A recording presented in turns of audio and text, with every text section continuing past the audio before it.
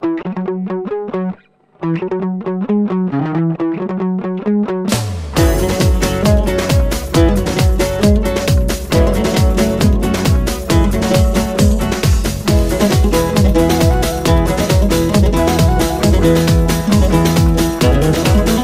Tayyip Bey diyor ya, yaradılanı Yaradan'dan dolayı seviyoruz diyor.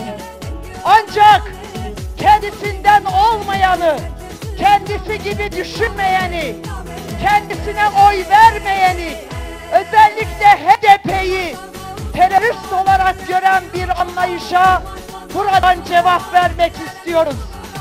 O Yaradan sizi de yarattı, bizi de yarattı. İşte onun için sizin bu ülkede yaşayan vatandaşlar arasına, halkımızın arasına bölücülükle, ayrımcılıkla, kutuplaşmayla nifak tohumları sokmanıza asla izin vermeyeceğiz.